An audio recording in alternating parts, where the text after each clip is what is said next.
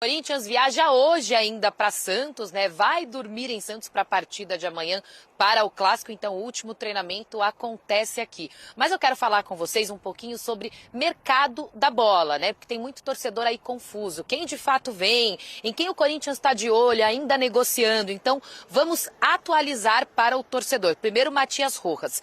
O Corinthians fala que tem muita expectativa para a chegada dele, que está em negociação, mas eu posso falar que sim, Matias Rojas é o novo reforço do Timão, né? Ainda não vai ser anunciado porque ele pertence ao Racing, mas eu apurei com algumas fontes, então sim, ele será anunciado em breve. O torcedor pode ficar tranquilo. Agora vamos falar sobre a situação do Cuéllar, do Al Hilal da Arábia Saudita. O Corinthians está em negociação com o clube, aguardando um retorno. Então, em alguns momentos parece que sim vai dar certo, em outros o Corinthians fica um pouco com o pé atrás, né? Há uma certa demora aí para a resposta do clube, uma proposta já foi feita, uma já tinha sido recusada, uma nova proposta foi feita. Então, assim, eles ainda aguardam uma resposta oficial do atleta e do clube também para saber se o Cuéllar será ou não o segundo reforço anunciado pelo Corinthians aqui nesse meio de temporada, tá? Então, Matias Rojas já é do Corinthians. Cuéllar,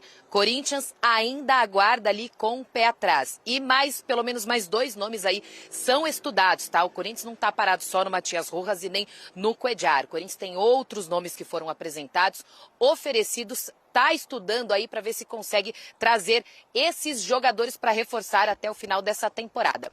A gente tem aí um trecho de uma entrevista com o Alessandro que ele fala um pouquinho sobre o mercado da bola do Corinthians. Vamos assistir.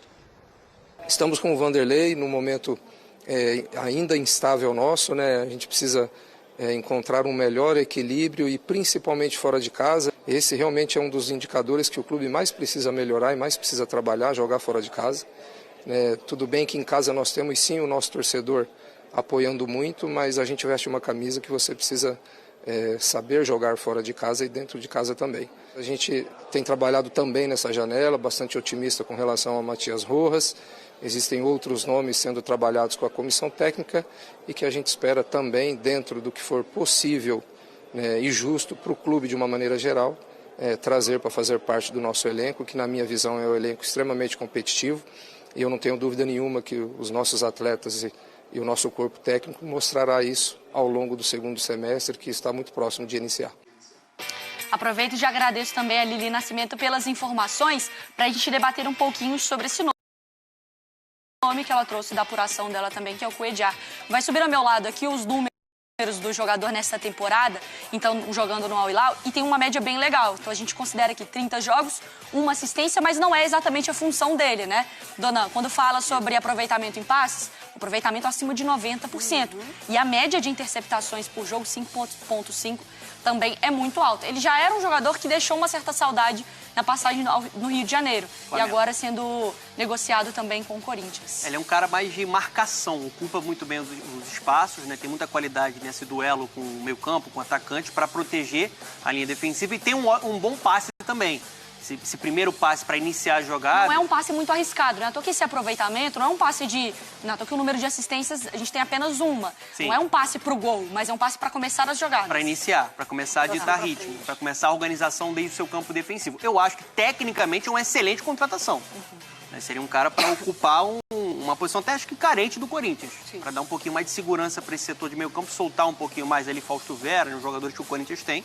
Acho que tecnicamente seria um reforço excepcional para o Corinthians para elevar bastante ali o meio campo do Luxemburgo. E com capacidade de potencializar jogadores, né, ao entorno dele, como é o próprio do Fausto Vera. O Fausto Vera, se a gente for pensar os jogadores desse time do Corinthians desde a temporada passada, que pouco oscilam e ainda assim fazem muita diferença entre os 11 titulares, o Vera está nesse pacote, né, junto com o Renato Augusto, com o Guedes, enfim...